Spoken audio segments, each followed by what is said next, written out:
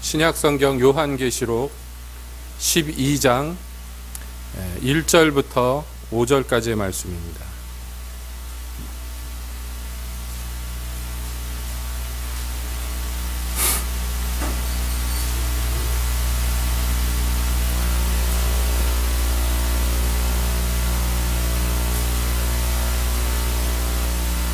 요한계시록 12장 1절부터 5절까지 함께 보시겠습니다.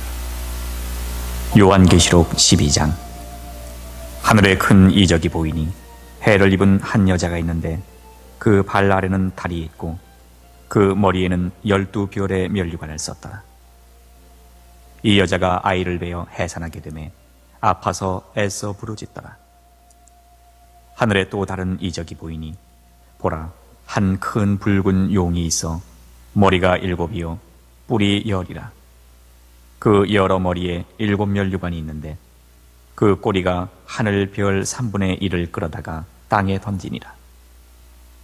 용이 해산하려는 여자 앞에서 그가 해산하면 그 아이를 삼키고자 하더니 여자가 아들을 낳으니 이는 장차 철장으로 만국을 다스릴 남자라. 그 아이를 하나님 앞과 그 보좌 앞으로 올려가더라. 아멘. 하나님, 이 시간 주님의 말씀 듣기를 원합니다. 주여 오셔서 저희에게 말씀하여 주시옵소서. 예수님의 이름으로 기도하옵나이다. 아멘. 마이크가 나오나요? 예. 작아요? 괜찮습니까? 이 접촉이 어디가 불량인가 보네요. 예. 이제 잘 나오죠? 네. 예, 한 주간 별거 없으셨습니까? 예, 갑자기 소리가 더 커지네요. 예. 오늘은 교회 절기로 굳이 따지자면 대강절이 시작되는 날입니다. 대강절이라는 건 뭐냐면 여러분, 그 기독교에서의 제일 큰 명절이라고 할 수 있는 명절이 바로 성탄절입니다. 예, 성탄절은 무엇하는 날이냐 하면 이 땅에 하나님의 아들 예수님이 인간의 몸을 입고 태어나심을 기억하고 기념하며 축하하는 날입니다. 그래서 참 기쁜 날이죠. 예수님 생일이라고 할 수가 있겠습니다. 대강절은 뭐냐면 이 땅에 그렇게 몸을 입고 오시는 예수님을 기다린다, 그런 의미로서의 대강절이에요.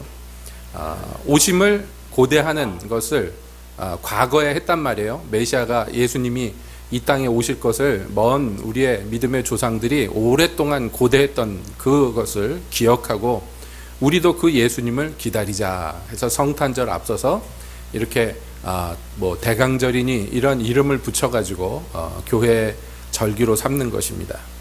우리가 이 성탄을 앞에 두고 그래서 예수님이 이 땅에 오신 의미, 그것에 대해서 살펴보는 것이 마땅하다 해서 오늘 이 성경을 함께 보았습니다. 요한계시록은 성경의 맨 마지막에 있는 책이고, 제목에 나온 것처럼 예수님의 제자 중 한 명인 사도 요한이 계시를 받은 것을 기록해 놓은 것입니다. 그래서 주된 내용이 뭐냐 하면 이 세상의 마지막 때에 어떠한 일이 일어날 것인가, 그것을 요한이 하나님이 보여주시는 계시를 보고 나서 그것을 기록해 놓은 것인데, 그렇다고 해서 미래의 이야기만 있느냐? 그렇지 않습니다. 요한을 처음 불러서 주님이 이 계시를 보여주시기 시작할 때 뭐라고 그랬냐면 예전에 있던 일들과 지금 있는 일들과 또 앞으로 있을 일들을 보여주겠다 하고 요한에게 말씀했어요. 그렇기 때문에 그 보여주시는 내용 중에 보면요, 과거의 일도 있고 지금 일도 있고 앞으로 일어날 일도 있습니다. 그러니까 오늘 우리가 그 계시록의 12장의 한 대목을 보았습니다만은, 여러분 오늘 읽은 본문은 그러면 과거, 현재, 미래 어느 때의 이야기인가요? 여러분이 보시기에. 예. 자, 섣불리 대답하기 전에 잠시 생각을 가다듬으시기 바랍니다. 왜냐하면 이 계시록은 문자 그대로 계시예요. 계시라는 것은 뭐냐면 하나님께서 A는 B다라고 딱 잘라서 이야기하지 않고요, 어떤 모양이나 비유나 환상을 통해서 어떤 사실을 설명합니다. 왜냐하면 인간의 언어로 설명하기에는 너무 한계가 있는 것들이 너무 많기 때문에 이런 것들을 계시적인 환상이나 언어로 선지자들에게 보여주시고, 또 우리가 알지 말아야 될 것들도 분명히 있기 때문에 이런 것들을 가린다 하는 입장에서 계시의 언어를 우리에게 주셔요. 이 12장에서도 역시 사도 요한이 어떤 큰 이적을 봅니다. 하늘에 있었던 큰 이적을 보는데, 첫 번째 보는 게 뭐냐면 어떤 여자가 있었어요. 어떤 여자가 있는데, 이게 계시의 언어예요. 그러니까 진짜 막 여자가, 남자 아니면 여자, 어떤 여자, 그러니까 실제 인간 한 명이 있었다는 얘기가 아닙니다. 이 여자로 묘사되는 무엇이 지금 보는 거예요. 근데 이 여자가 어떻게 하고 있느냐면 태양을 옷처럼 입고 있어요. 그리고 그 발 아래는 달이 있고요. 그 머리에는 면류관을 썼는데 그 관이 12개의 별로 되어 있어요. 지금 이렇게 묘사된 어떤 여자가 있습니다. 근데 이 여자가 뭐 하고 있느냐 하면 아기를 베고 있는데 곧 낳으려고 진통하고 있어요. 아이를 낳으려고 진통하고 있어요. 자, 그리고 있는데 또 다른 대단한 어떤 것을 보게 됐어요. 이 여자가 이제 등장인물 한 명입니다. 요한이 또 다른 것을 하나 보았는데, 이 뭘 봤냐면 붉은 용을 봤어요. 큰 붉은 용이 있는데요. 머리가 7개고 뿔이 10개예요. 그리고 그 머리마다 면류관을 썼어요. 이거를 10뿔 달린 짐승이라고 하기도 하고 붉은 용이라고도 하는데, 이런 무시무시한 존재가 나타났습니다. 그래서 이 용이 뭘 하느냐 하면 지금 아기를 베가지고 아이를 낳으려고 진통하는 그 여자 앞에 노리고 서 있어요. 왜냐하면 이 여자가 아기를 낳으면 즉시로 삼켜버리려고 그러고 있는 거예요. 자, 그런데 이 여자가 낳을 아이는 누구냐 했더니 장차 철장으로 만국을 다스릴 남자, 성경에 이렇게 돼 있어요. 아이를 낳는데 이 아이가 딸이 아니라 아들이에요. 어떤 아들을 낳는데 이 아들은 뭐 하는 아들이냐면 철장으로 만국을 다스릴 아들이에요. 그런데 용이 삼키려고 했는데 용에게 안 삼켜지고 오히려 하나님 앞과 하나님의 보좌 앞으로 하늘로 이 아이가 올라갔어요. 자, 이게 이제 요한이 본 환상 중에 본 계시예요. 자, 이게 뭔가, 그렇기 때문에 이 환상은 그 다음에 뭐가 따라 나오느냐면 계시 다음에는요 해석이 따라 나오는 거예요. 이것을 그냥 그렇구나, 어떤 여자가 애를 낳구나 그러고 지나가면 안 되고, 이게 무슨 의미인가 우리가 그것을 살펴봐야 된다는 것입니다. 여기에서 나오는 등장인물 첫 번째, 태양을 입은 여자, 이 여자가 누구냐? 그게 뭐 여러 가지 해석이 있는데, 대표적으로 천주교에서는 이 여자를 누구라고 그럴까요? 여러분 한번 상상해 보세요. 성모 마리아라고 하지요. 그러나 그건 그냥 그분들이 하는 얘기고, 우리는 성경에서 뭐라고 얘기하는가 보아야 돼요. 이와 흡사한, 지금 요한이 본 것과 흡사한 장면이 성경에서 한 번 더 나옵니다. 언제 나오느냐면 거의 비슷한 모양으로 나오는데, 이 환상과 비슷한 모양이 나오는 것이 창세기에 나오는 요셉이 어렸을 때 꾼 꿈 중에서 하나가 이와 비슷해요. 여러분 요셉이 누군지 아시죠? 야곱의 아들들 중에서 제일 사랑받는 아들인데, 이 아들이 형들한테 미움을 받았던 것은 아버지가 이 아들만 특별히 편애를 했기 때문에 그렇습니다. 뿐만 아니라 이 아들이 무슨 꿈을 꾸면요, 이걸 입 다물고 있으면 참 좋은데 어리니까 미숙하니까 그렇겠죠. 이걸 자랑해요. 형들한테 막 자랑하는데 그 꿈이 누가 봐도 이상해, 내용이. 예를 들면 그런 것이죠. 추수를 해서 형들도 추수단 한 단씩 다 하고 자기도 한 단을 추수를 해가지고 묶어놨는데, 형들이 묶어놓은 이 단들이 11개의 단들이 나머지 형제들이죠, 전부 자기 단에게 와서 절하더라. 그러면 형들이 듣기에 기분이 좋겠어요, 나쁘겠어요? 나쁘죠. 그러고 있는데 꿈을 또 꿨어요. 그래서 그걸 또 형들한테 가가지고 신나게 자랑합니다.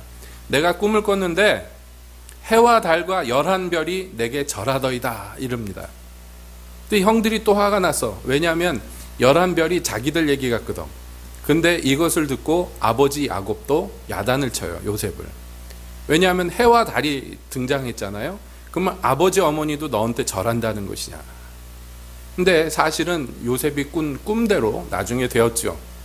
그래서 요셉이 세월이 흐른 뒤에 애굽의 총리가 되었을 때 실제로 그 가족들의 보호자가 되었고 그 민족의 보호자가 되고 다 그 보호의 아래 들어오게 돼요. 형제고 아버지고 뭐 할 것 없이.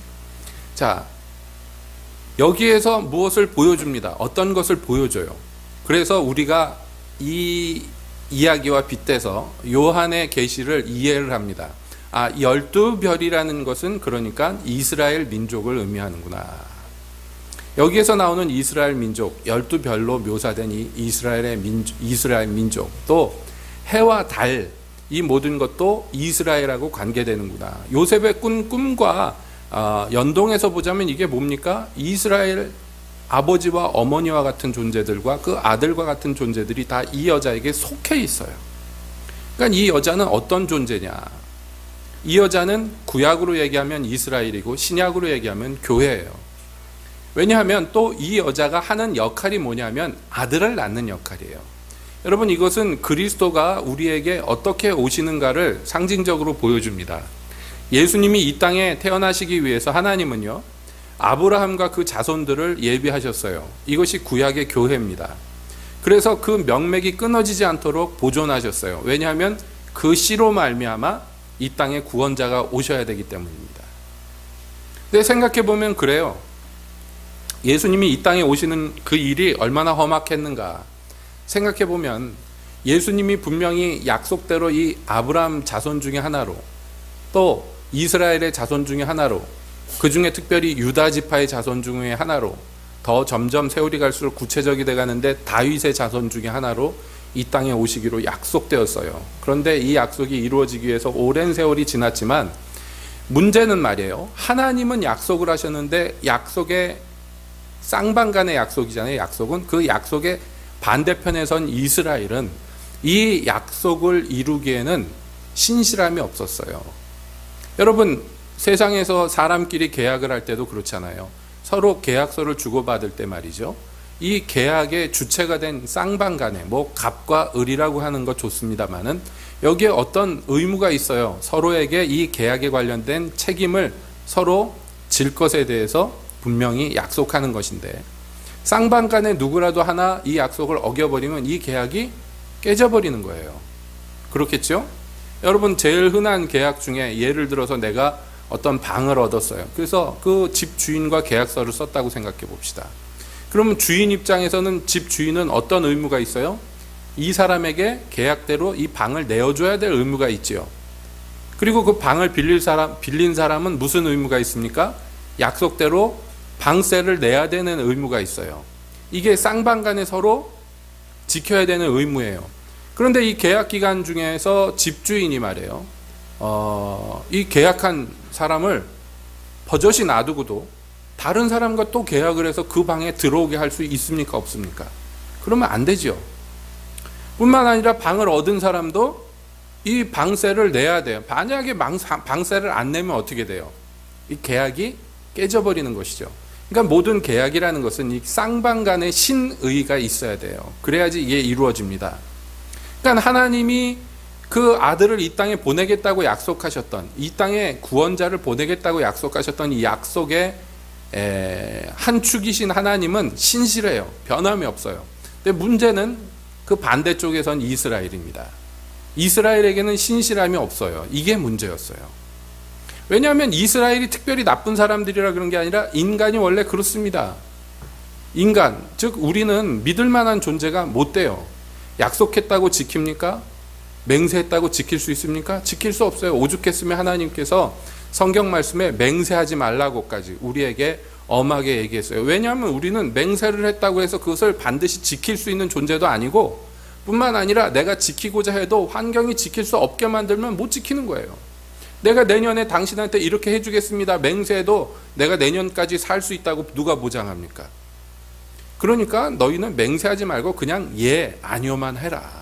거기서 지나면 죄다. 우리에게 그렇게 가르치신 것은 우리가 그렇게 연약한 존재예요. 약속을 이루기에는 너무 연약합니다. 여러분, 세상 살면서 여러분 입으로 낸 약속들을 다 지키고 사셨습니까? 어떻습니까? 마음으로 결심한 거 다 지키셨습니까? 이스라엘도 똑같아요. 그들이 하나님으로부터 이 약속을 받았지만 이 약속은 어떻게 이루어지느냐 하면 이스라엘이 이 약속을 놓지 않고 믿어야지 이루어지는 거예요. 그런데 이스라엘은 여러 번 실패합니다. 반복적으로 실패합니다. 그럼에도 불구하고 이 약속이 깨지지가 않았어요. 왠지 아십니까? 하나님이 이 약속을 홀로 붙들고 계셨기 때문에 그래요. 여기 이 임신한 여자가 말하자면 교회의 상징인데 이 여자를 통하여서 이제 아들이 와야 돼요. 그래서 예수님이 이 땅에 오셔야 되는데 여러분, 인간이 타락하고 나서 하나님이 인간들에게 무엇을 약속하셨습니까? 여자의 후손이 와서 뱀의 머리를 상하게 할 거다 그랬어요. 지금 딱 그 상황이에요. 여자의 후손이 이 땅에 오셔야 되는데, 그래서 이 여자가 애를 낳으려고 고통하고 있는데 그게 이 여자가 연약해서 아이를 낳기가 너무 힘든 거예요. 그래서 하나님께서는 이스라엘이 막 요동하고 이스라엘이, 하나님의 백성 이스라엘이 막 하나님 앞에 신실치 못할 때 그 광경을 보시면서 뭐라고 얘기하냐면 아이를 낳으려 하나 아기를 낳을 힘이 없다. 이스라엘 형국을 그렇게 얘기했어요. 이거 굉장히 위험하잖아요. 요즘은 뭐 의학 기술이 많이 발달해 가지고 산모들이 웬만하면 안 죽습니다만은, 여러분 불과 얼마 전까지만 해도 이 산모들이 애 낳다가 많이 죽었어요. 정말로 이게 굉장히 목숨 건 일이었습니다. 그래서 우리나라에도 옛날에 그런 얘기 있었잖아요. 애 낳으러 방에 들어가면서 댓돌에다가 신발 벗어놓고 들어가면서 뒤돌아본다 그러잖아요. 내가 살아서 저 신발을 다시 신을 수 있을 것인가. 그리고 이제 애 낳으러 들어간다. 그런 얘기가 있을 정도로 우리의 어머니들이 고생을 하셨어요. 목숨을 걸었어요. 그래서 과거의 기록들을 보면 유명한 목사님이나 또 선교사님들의 이 전기를 보면요, 보통 결혼을 2번, 3번씩 해요. 이 목사님들이. 그거 왜 그러냐 그랬더니 사모님들이 일찍 죽어서 그래요. 아기 낳다가. 그러니까 서양도 똑같아요. 많이 죽어요. 여러분, 지금 이 요한이 본 상황이 그런 상황이에요. 이 땅에 하나님의 아들이 와야 되는데 그 상황이 순탄하지 않아요. 참 어려워요. 왜냐하면 이 여자 자체가 아이를 낳기엔 너무 부족하고 연약한 게 많아요. 여러분, 그 어머니가 건강하지 못한데 아이를 낳는다 그러면 드라마 소재로 많이 나오잖아요. 의사 선생님 와서 산모를 살릴까요? 뭐 아이를 살릴까요? 뭐 이런 얘기 나오는 것처럼 이 상황이 참 어려운 상황이에요. 근데 엎친 데 덮친 격으로 이 어려움에 또 어떤 어려움이 있었느냐면 이 아이에게는, 이 여자에게는 원수가 있어요. 그 원수가 등장인물 2번째 나오는 큰 붉은 용입니다. 이 붉은 용은 옛 뱀, 곧 사탄이라고 합니다. 마귀예요. 이 마귀가 지금 뭘 하고 있느냐면 이 아이가 나오면 죽이려고 하고 있어요. 실제로 여러분 아시다시피 예수님이 이 땅에 태어나셨을 때 어떤 일이 일어났습니까? 예수님을 죽이고자 하는 일들이 마구 일어났어요. 여러분, 왕이 죽이려고 합니다. 그 나라의 왕이 죽이려고, 이 아이를 죽이려고 계교를 써서, 그래서 동방의 박사들에게 속임수를 씁니다. 어디든지 그 왕이 나신 데를 알면 와서 나한테 전달해 달라. 그러면 내가 가서 나도 그 태어난 왕에게 경배하려 하노라. 그래 놓고선 그게 아니죠. 죽이려고 그랬죠. 천사가 나타나서 하나님이 이 동방의 박사들을 헤로데에게 안 가게 하고 그냥 돌아가게 만들죠. 그러고 나서 또 예수님의 부모를 설득해가지고 애굽으로 피신을 시키고, 그 와중에 헤롯이 생각하는데 이 아이를 이제 동방의 박사들이 와서 보고하기를 기다리고 있는데 안 오는 거야. 그러니까 어떻게 하겠냐 하면 베들레헴에서 난 아이들을 0세부터 2세까지 이 2년간 난 모든 아이들을 다 죽여라. 그래서 다 죽였어요. 예수님이 나자마자 죽을 뻔하셨고 나자마자 외국으로 망명하셔서 피난 생활을 하시다가 그 헤롯이 죽은 다음에 다시 유대 땅으로 돌아오시는 것입니다. 뿐만 아니라 예수님이 이 땅에서 사역하실 때 예수님을 죽이고자 했던 일들이 얼마나 많습니까? 예수님이 얼마나 많은 증오를 얻었고 얼마나 많이 모함을 당했습니까? 그 결국엔 어떻게 됐어요? 여러분, 예수님이 죽으셨어요. 예수님이 십자가에 못 박혀 죽을 때에 예수님의 원수들은요, 자기들이 이긴 줄 알고 굉장히 기뻐했습니다. 자기들이 승리한 줄로 알았어요. 여러분, 예수님이 재판받을 때에 로마 총독인 빌라도가 어떻게든지 예수님을 안 죽이려고, 살려주려고 애를 썼는데 성경은 얘기합니다. 결국엔 어떻게 됐다고요? 그들의 소리가 이긴지라. 예수님을 죽여라 죽여라 외쳤던 그 군중의 소리가 이겼다라고 성경은 얘기해요. 그래서 예수님은 십자가에 못 박도록 내어줬어요. 그래서 예수님이 매 맞고 욕 들어가면서 모욕을 당하고 고통을 당하고 십자가에서 돌아가셨어요. 마귀는요, 그때 자기가 이긴 줄 알았을 거예요. 얼마나 좋아했겠습니까? 재밌는 얘기인데, 이 귀신 축사 사역을 하는 분들이 그런 얘기를 해요.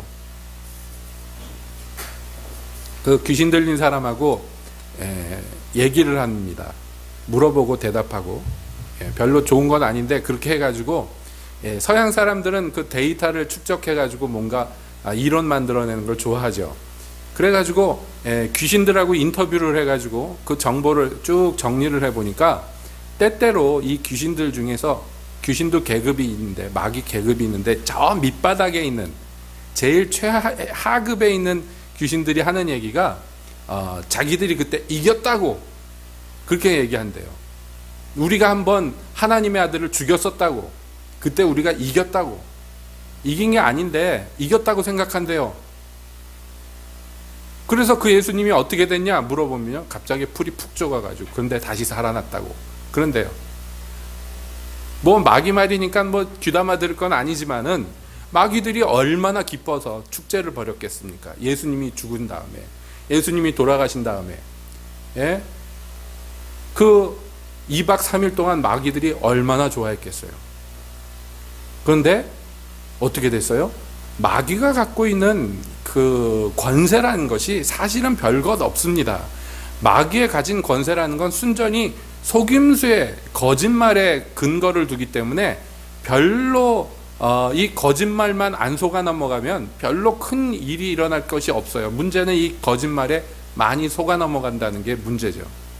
그래서 이 붉은 용을 설명하는데, 그 꼬리가 하늘별 3분의 1을 끌어다가 땅에 던졌다 이렇게 돼 있어요. 여기에 대한 전통적인 해석은 뭐냐 하면, 하늘의 별이라고 이 비유된 것이 하늘에 있는 천사들인데 그 중에 3분의 1이 땅으로 떨어졌다. 왜? 마귀의 꼬리 때문에 이렇게 돼 있어요. 그럼 마귀의 꼬리는 뭐냐 하면, 마귀의 꼬리에 대해서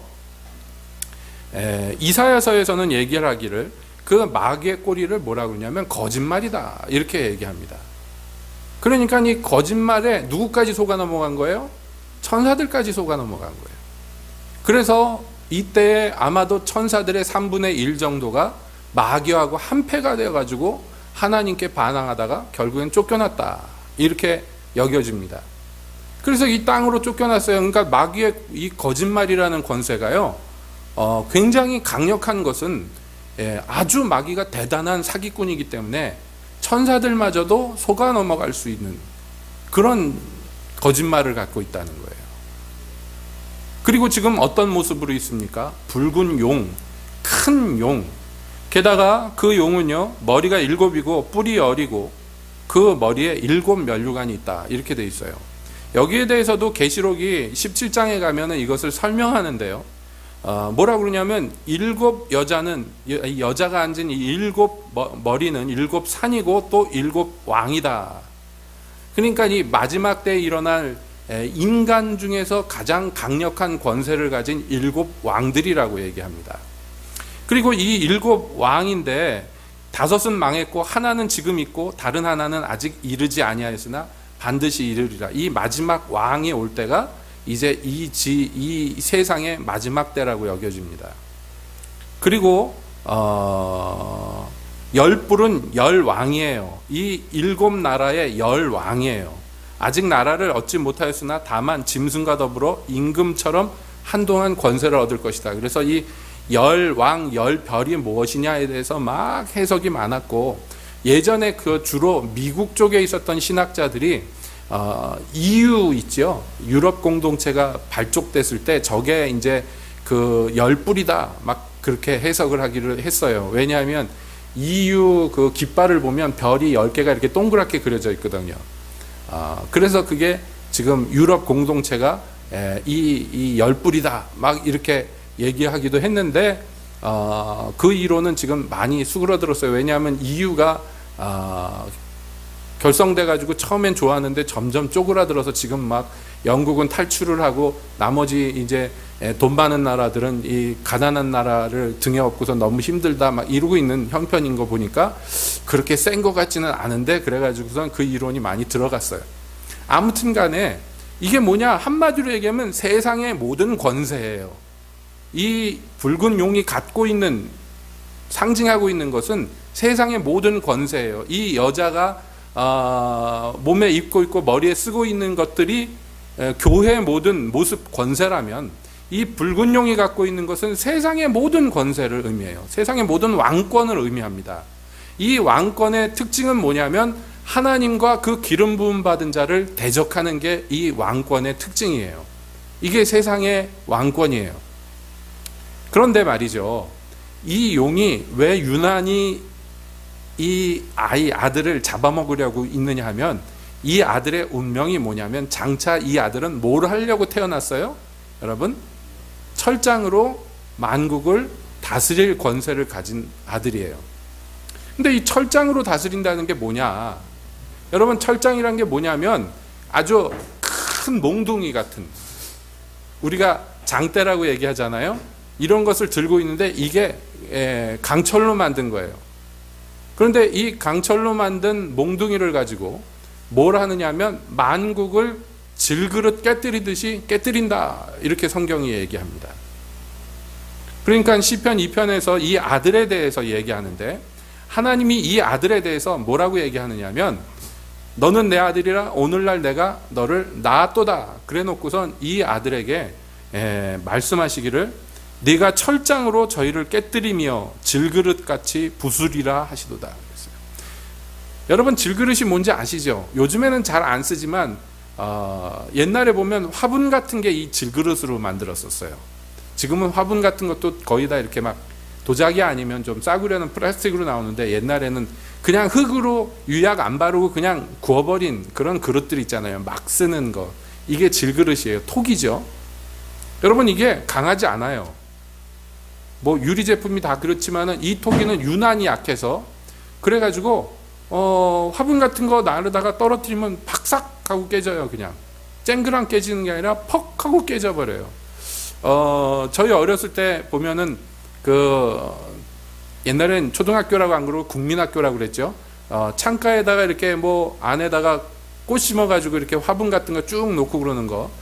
뭐 대청소한다고 애들이 나르다가 꼭 한두 개 떨어뜨려가지고 퍽 하고 깨져버립니다. 너무 약해요. 질그릇이란 게 그렇습니다. 강도가 굉장히 약하고 별볼일 없고 사실은 손으로 세게 잡아도 부서지는 게 이 질그릇인데 이거를 갖다가 여러분 쇠몽둥이로 두드려 패면 어떻게 되겠습니까? 다 깨지죠. 박살이 나는 거예요. 그런데 여기에 나오는 이 질그릇이 뭐냐면 세상의 열왕들이에요. 세상의 권세가 여러분 우리 눈으로 볼 때는 너무 견고하고 강력해서 저거를 어떻게 하나 싶지만은 여러분 부서질 때 보세요. 어떻게 부서지는가. 여러분, 히틀러가 유럽을 갖다가 사로잡고 2차 대전 때 승승장구할 때 말이죠. 사람들이 공포에 질렸어요. 저걸 누가 이길 것인가. 그 당시에 디즈니 만화들 보면은 이 히틀러가 많이 등장해요. 그런데요, 거의 이 히틀러가 마귀 수준이에요. 그런 만화들 보면 2차 대전 때 만들어졌던 만화들 디즈니에서 많이 만들었는데 이거 국민들한테 상영하려고 만들었는데요, 너무 강력하게 나타나요. 마귀처럼. 그런데 여러분, 그 강력하다고 생각했던 군대가 몰락하는데요, 순식간에 몰락해요. 몰락하면서 드러난 게 뭐였느냐면 다 거짓말이었다는 게 드러났어요. 어떤 부분이 거짓말이었냐면요, 우리가 이기고 있다, 우리 군대가 가장 강하다, 이 막 선전을 하고 국민들도 그렇게 믿었고 심지어는 적군들도 그렇게 믿었어요. 독일군이 가장 강력하다고. 근데 지기 시작하면서 드러난 걸 보니까요, 다 거짓말이었어요. 왜냐하면 더 이상 군사들을 어떻게 끌어올 데가 없어요. 모든 인구가 남자들이 다 군대에 나갔는데 군대 나가면 당연히 죽죠. 죽으면 빈자리를 채워넣어야 되잖아요. 채워넣으려고 그러는데 더 이상 군인이 없어. 그러니까 어떻게 하냐면 숫자만 채워놓은 거예요. 코올리게 애들도 갖다 집어넣고 할아버지들도 집어넣고, 그러니까 숫자로 보니까 뻔듯하지만 막상 전투에 들어가니까 하나도 못하는 거예요. 여러분, 그래서 우리가 아는 그 노르망디 상륙작전 이후로요, 제대로 반격 한번 못하고 본도까지 싹 쓸려버렸어요. 그러면서 독일 국민들도 충격을 받고 심지어 쳐들어가던 연합군들도 충격을 받은 게 너무 약한 거예요. 여러분, 마귀의 권세가 그렇고 세상의 권세가 그렇습니다. 이것이 세상에서 사람들의 눈으로 볼 때는 얼마나 강력한지 몰라요. 그러나 우리 주님이 어떻게 다루시는 거예요? 쇠몽둥이로 질그릇을 부시듯이 그렇게 다스리셔요. 그 당할 권세가 없는 거예요. 그래서 이 용이 이 아이를 잡아먹으려고 했는데 못 잡아먹었어요. 잡아먹기는 어떻게 잡아먹겠어요? 십자가로 죽인 줄 알았는데 아닙니다. 오히려 마귀의 권세 중에 가장 강력한, 마귀의 권세가 주로 뭐라고 그래서요? 거짓말인데 실제 권세도 있었어요. 그게 뭐냐면 사망 권세예요. 죽음이라는 것이 마귀 손에 있었어요. 그래서 모든 사람의 생명줄을 잡고서 뒤흔들어서, 그래서 죽기를 두려워하는 모든 사람들을 다 자기 종으로 만들었어요. 그러나 예수님이 십자가에서 죽었을 때, 돌아가셨을 때 어떤 일이 일어났냐면 음부에 내려가서 이 마귀의 권세를 다 부수셨어요. 그래서 예수님이 계시록 초반에 요한에게 나타나서 뭐라 그러냐면, 내가 지금 살았는데 예전에 죽었었노라. 내 손에 생명과 음부의 권세가 있느니라 하고 선포해요. 죽으셨기 때문에 이 음부의 권세를 빼앗아 왔어요. 죽음의 가장 밑바닥에 들어가서 그 모든 권세를 깨뜨리시고 사망의 음부의 열쇠를 그 손에 붙드셨어요. 여기 열쇠라는 용어가 바로 권세라는 용어입니다. 그래서 여러분, 왜 서양 사람들이 자기 동네 귀한 사람 오면은 열쇠 모양 큰 거 만들어가지고 선물하잖아요. 이게 전통이에요. 뭐냐면 이게 이 성문 열쇠예요. 자기네 성문 열쇠까지 드립니다 하는 의미예요. 우리는 당신을 이렇게 믿고 존경합니다 하는 의미로 지금도 그것을 의식으로 하잖아요. 그러니까 이 열쇠라는 것은 곧, 성문이라는 것은 곧 권세예요. 이 예수님으로부터, 예수님이 이 권세를 마귀로부터 빼앗아 버렸어요. 이제 권세가 하나도 없어요. 그래서 마귀가 졌다고 얘기하는 거예요. 십자가로 예수님이 승리하셨다고 얘기하는 거예요. 그것을 요한이 지금 이 환상 중에 봤는데 그 아들이 어떻게 됐느냐 하면 하나님 앞과 그 보좌 앞으로 올려갔다. 그 보좌에 앉히시기 위해서 높임을 받으셨어요. 여러분, 이게 예수님이 오시기 전 상황과 예수님이 오시고 예수님이 이루신 것까지를 본 광경입니다. 우리가 여기에 대해서 할 말이 많고 살펴볼 것이 많지만 오늘 그것을 다 얘기할 수 없어요. 오늘 우리가 그러므로 결론적으로 초점을 맞추고자 하는 것은 뭐냐면, 예수님이 이러한 난관과 어려움과 원수의 공격을 뚫고 이 땅에 오신 목적이 뭐냐 하면, 오늘 읽은 본문에서 분명히 얘기하는데요, 철장으로 만국을 다스리시기 위해서 왔다. 철장으로 만국의 권세를 때려 부시기 위해서 오셨다라고 얘기합니다. 그리고 예수님이 다시 오실 때 그 일이 완전히 완성될 거예요. 그런데 말이죠, 여러분, 이 권세가 예수님의 권세잖아요. 예수님의 권세인데 그게 예수님의 권세로 끝나지가 않아요.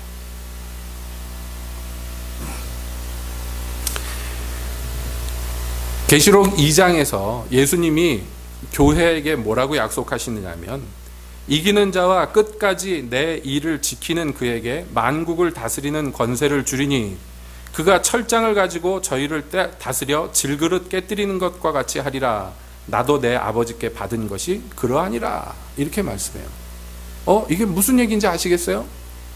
자, 예수님이 받은, 아버지로부터 받은 권세가 뭐냐면, 지금 계속 얘기했죠. 철장으로 만국을 질그릇같이 깨뜨리는 권세인데, 지금 예수님이 교회에게 약속하신 게 뭐냐면, 이기는 자, 곧 내 말을 지키고 나를 믿고 따라오는 자들에게는 내가 이 나에게 있는 권세를 그들에게도 줘서 그들이 이것으로서 만국을 다스리게 될 것이다. 그러니까 예수님의 권세가 곧 우리의 권세가 돼요. 예수님의 권세가 곧 우리의 권세가 되는데, 자, 사단이 이 예수님을 해코지하고 교회를 해코지하려다가 실패했어요. 그래서 화가 많이 났어요. 그 얘기가 이제 12장 나중에 오늘 읽은 본문 뒤에 쭉 나오는데 13절에 보면 이래요. 용이 자기가 땅으로 내어 쫓긴 것을 보고 남자를 낳은 여자를 핍박한지라, 이렇게 돼 있어요. 남자를 낳은 여자가 곧 교회라 그랬죠. 교회를 핍박합니다. 교회를 핍박하니까 이게 마지막 때에 있을 대환란을 얘기하는 거예요. 그런데 하나님이 이 여자에게 독수리 날개를 주셔서 광야로 피하게 하셔요. 거기에서 교회를 보호받게 하셔요. 자, 그런데 그때 그러니까 여자도 못 죽였어. 용이 있는 대로 화가 났어요. 마지막 절에 이렇게 돼 있어요. 17절에 용이 여자에게 분노하여 돌아가서 그 여자의 남은 자손 곧 하나님의 계명을 지키며 예수의 증거를 가진 자들로 더불어 싸우려고 바다 모래 위에 섰더라, 이렇게 돼 있어요. 이게 말하자면 이 마지막 때 우리의 모습, 우리가 당한 상황이에요. 여기에서 교회, 즉 우리와 같은 사람들을 뭐라고 묘사하느냐면 이 여자의 남은 자손이라고 얘기해요. 이 여자의 첫 번째 자손이 누구예요? 예수님이죠. 그 예수님은요 하늘로 올라가셨죠. 이 땅에는요 그 남은 자손, 즉 예수님의 동생들이 있어요. 여러분, 우리가 예수님을 주님이라고 부르고 왕으로 섬기지만 또 한편으로 보면 예수님이 우리의 큰형님이에요. 예수님을 뭐라고 얘기하냐면 우리 중에 맏아들이 되셨다고 얘기해요. 그러니까 우리가 하나님의 아들, 딸들이 되었을 때 무슨 일이 일어나느냐, 촌수로 따지면 예수님이 큰형님이 되고 우리가 예수님의 동생들이 되는 거예요. 그래서 우리가 이 여자의 남은 자손이 돼요. 근데 이 남은 자손들이 뭐 하는 사람들이냐면 하나님의 계명을 지키며 예수님의 증거를 가진 자들이에요. 이게 우리예요. 그래서 이런 사람들에게 예수님이 당신이 받으셨던 철장의 권세를 우리에게도 주시는 거예요. 왜냐하면 이걸 가지고 이 만국과 싸워야 되니까. 여러분, 예수님이 이 땅에 오신 목적이 이것입니다. 뭐냐면 여자가 아들을 낳으리니 그 이름을 임마누엘이라 하리라 그랬어요. 임마누엘은 무슨 뜻입니까? 하나님이 우리 중에 계시다.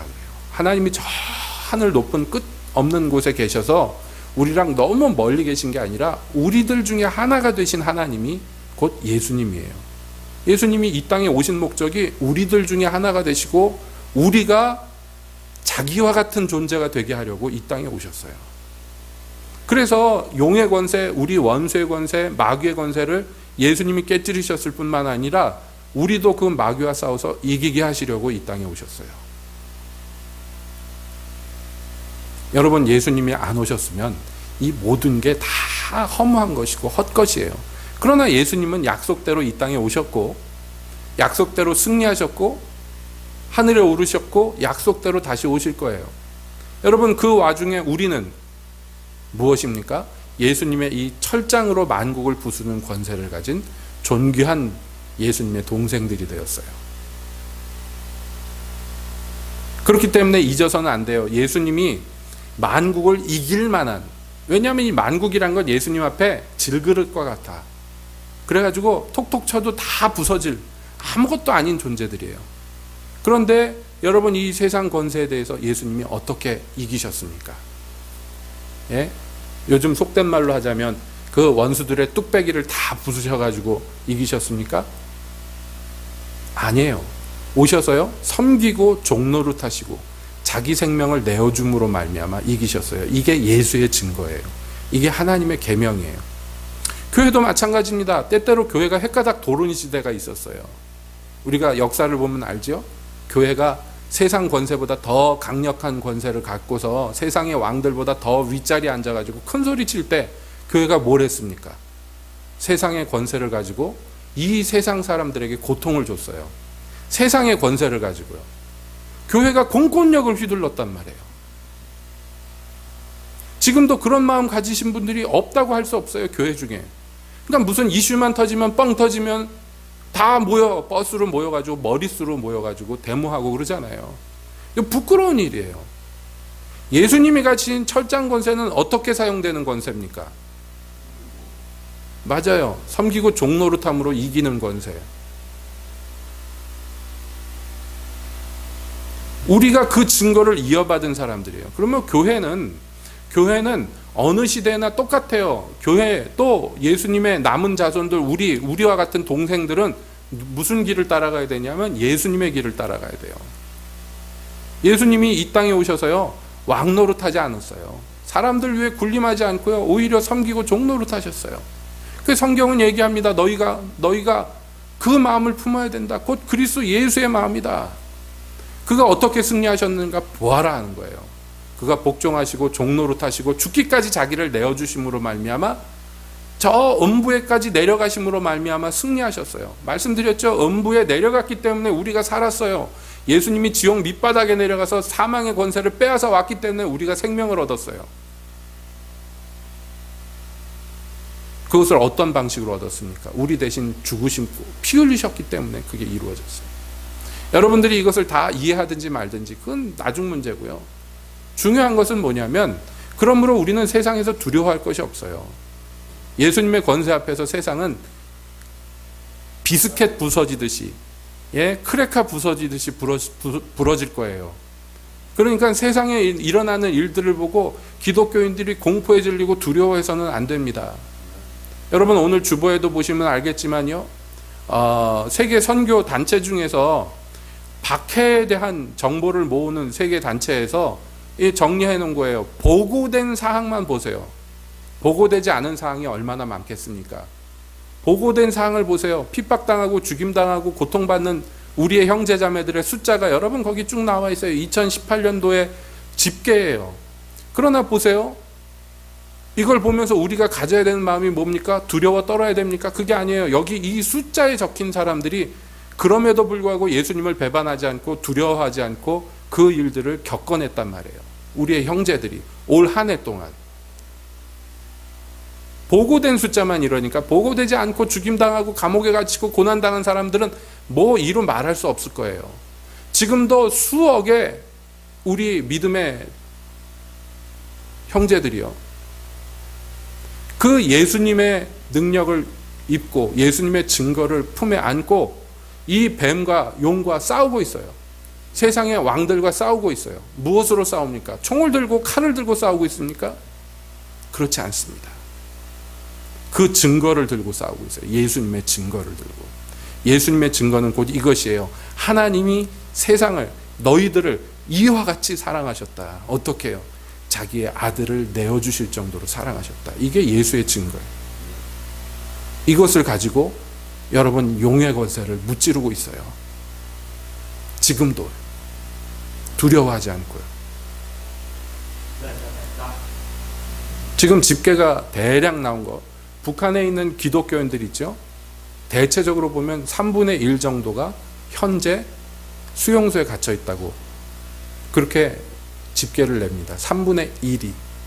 여러분 생각해 보세요. 우리가 여기 교회에 모였잖아요. 이 중에 3분의 1이 감옥에 있는 거예요, 지금.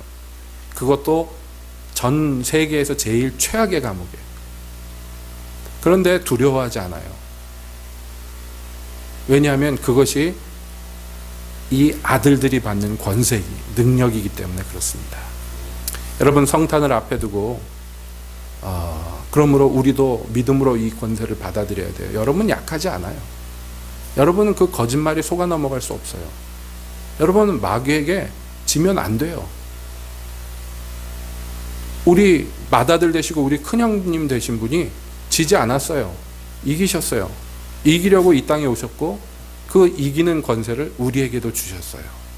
나를 따라오면, 나를 믿으면 이 권세, 아버지께 내가 받은 이 권세를 너희에게도 주어 이 철장으로 만국을 다스리게 하겠다. 우리에게 약속하셨어요. 이기는 자들만 이 권세를 얻을 수 있습니다.